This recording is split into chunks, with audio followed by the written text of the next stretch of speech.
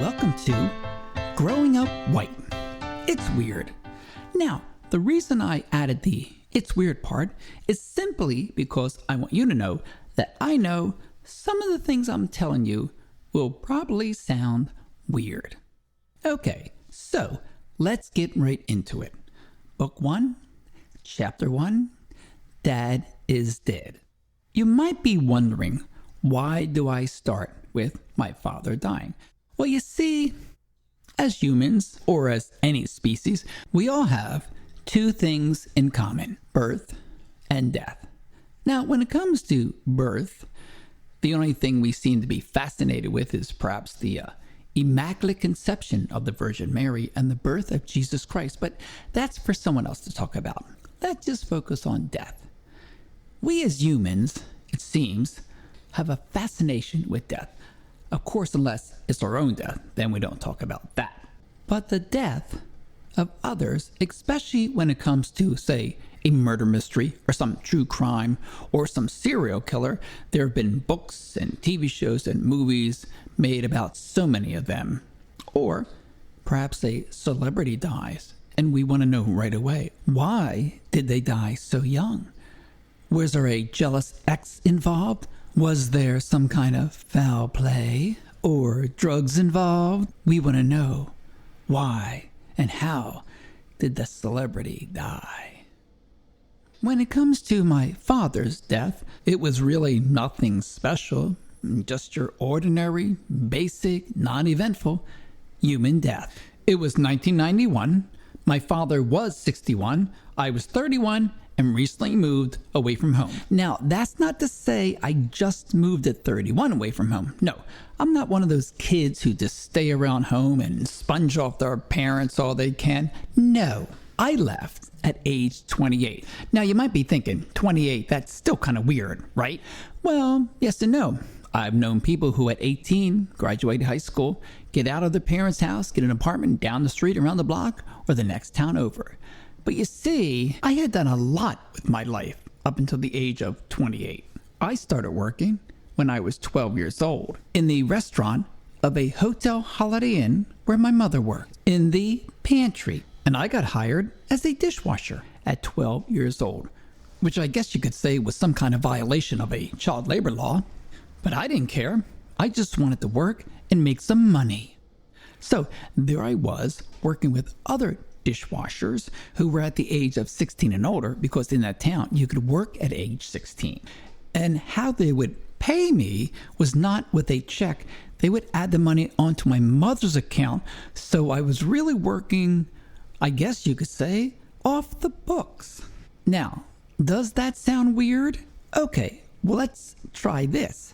When I stopped working there, I went to work at another place, a pancake house, under my older brother's name, simply because he was 16, he wasn't working, and I wanted to work.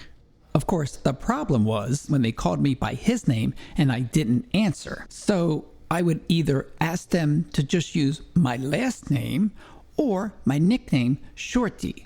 And the reason why Shorty is because at the age of 12 or 13, I looked very young for my age. And if I was supposed to be 16, I looked even younger. So the idea was that I was a preemie baby, and therefore I looked so young. Then when I turned 16, I didn't have to pretend anymore. So far, what you know about my growing up white is my father died at age 61. I started working at age 12, and I moved across country at the age of 28. So there I am, back at home with my mother, my younger brother, and my older brother.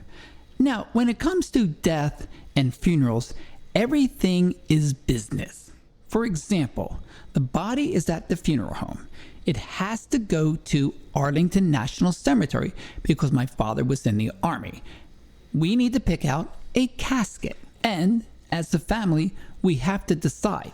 Now, of course, the funeral director points us to the top of the line $20,000 casket.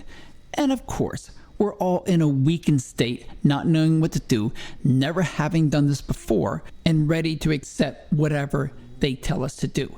However, I have a brief moment of financial reality. As I look around the room, I see one in the corner and I ask, what is that one over there? Basically, it's a tin box. So the funeral director kind of shrugs, but we make our way over there and I ask how much. And he replies, oh, $5,000. It's not that grand, but my rationalization is he's dead, he's not going to see it, and it's just going to end up buried in the ground and no one will ever see it again. So we end up with a compromise. Now we get to the body. My mother has picked out a suit to dress the body. And the reason I call it the body is simply because it is just a body. It's not my father anymore. And when I first saw the body dressed up in the suit, my first thought was, is that a wax figure?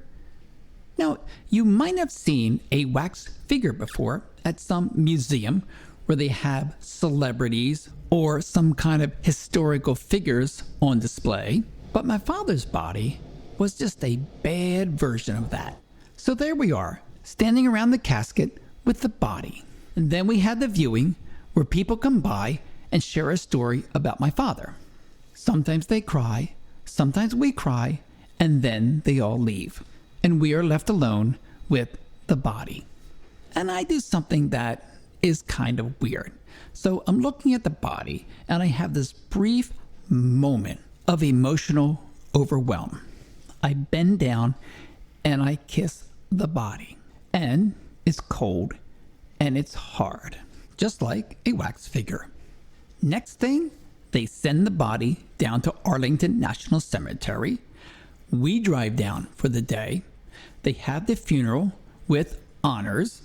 My mother gets the flag, then we drive back home. My father's death was the very first death of a family member, friend, or relative that I had ever known. So it was new to me. The only death I've known prior to that was of a pet. For example, a mouse or a guinea pig, you would take the body, put it in a shoebox, take it out back, dig a hole, bury it in your yard, or if you didn't have a yard, go down to the woods and bury it in the woods. And then there was Fifi. Fifi was my favorite guinea pig. You see, my father was in the Army for 22 years. So, for the first 10 years of my life, he wasn't around that much. But he made sure if it was Christmas or a birthday, one of his boys would get a gift. Actually, it was my mother doing it because my father was awful at gift giving. And the reason I named her Fifi was because I was born in Paris, France.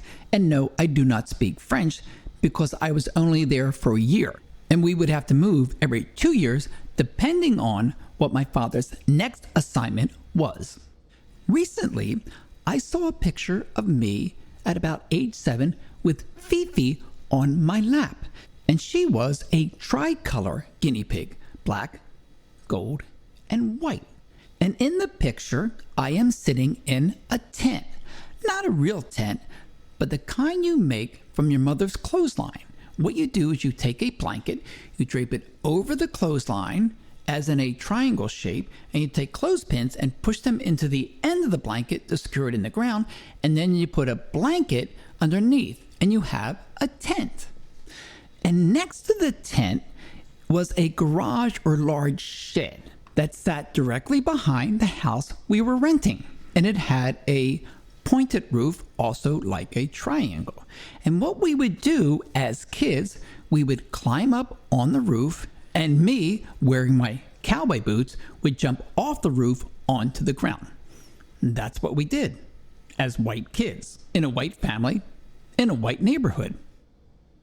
Since my father was moving us every 2 years, I only had Fifi for 1 year, simply because his next assignment was Hawaii.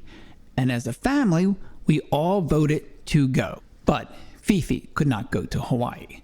However, since guinea pigs can live longer than 2 years, sometimes up to 5 years, my mother decided to take Fifi and have her stay with her best friend's family, which was about 10 minutes away from where we were living. My mother had grown up with this woman in South Philly, and they were best of friends. And many times, her family and our family would do things together. Her family consisted of 6 children, 2 girls and 4 boys, and they were all older than me.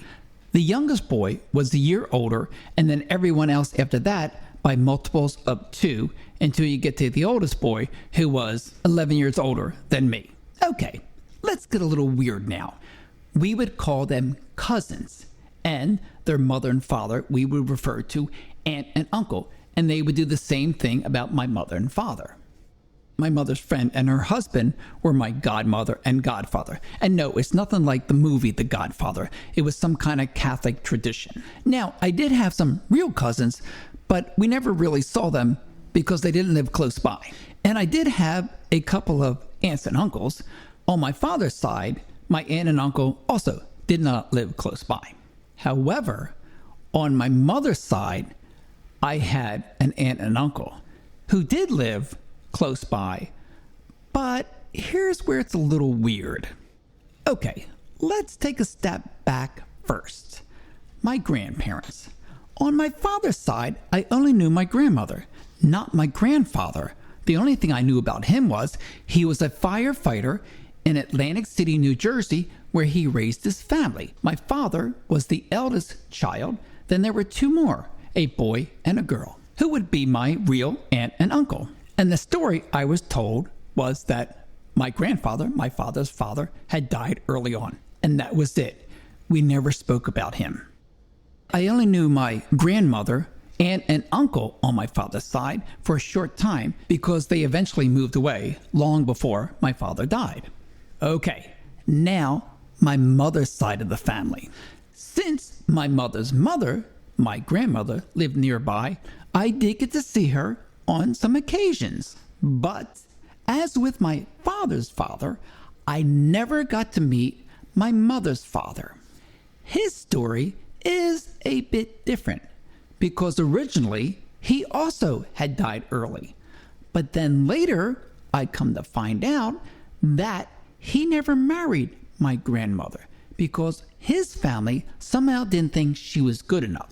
So my mother, born out of wedlock, now this is back in the 1930s in Philadelphia, Pennsylvania, would have to wait on a corner for her father to sneak away from his family to visit his daughter. Yeah. And again, not much was ever said about him. But my grandmother, my mother's mother, did finally get married later in life. And that is where the weird comes in. My mother referred to him by his first name, let's just say Bob, and I did meet him a few times. And what I remember about him is that besides having the gray hair and wrinkly skin, he had a couple fingers or half fingers missing. He worked with power tools a lot, and that explained it. And he also smoked Camel cigarettes, were cigarettes without a filter. Now, the aunt and uncle part. Since my mother's mother married again and had a boy and a girl, they would be my aunt and uncle. My aunt was 6 months younger than me. So that means my mother and her mother were pregnant at the same time. Yeah, like I said, growing up white, it's weird. And then my uncle was 2 years older than me. Now, since we were so close in age, we were more like cousins, and I didn't refer to them as aunt and uncle. I just called them by their first names. Okay, so to summarize our chapter 1, my father is dead. I started working a real job at age 12 using my older brother's ID. My mother's best friend I refer to as aunt, and her kids as cousins, although we are not blood related. I do have a real aunt and uncle, my aunt being 6 months younger than me. I like to jump off a garage roof wearing cowboy boots. My favorite pet is named Fifi, but now, since we are going to Hawaii, I have to leave her with my fake aunt's family. So with that, let's end chapter 1. Coming up in chapter 2, we go to Hawaii. I have a weird encounter with I'm not really sure what it was. I come back from Hawaii and find out my pet guinea pig, Fifi, has passed away. Little did I know, the eldest boy in that family had a pet snake. And I didn't figure out the truth until much later. Later, as in after he raped me. And that ends chapter 1. Now on to chapter 2.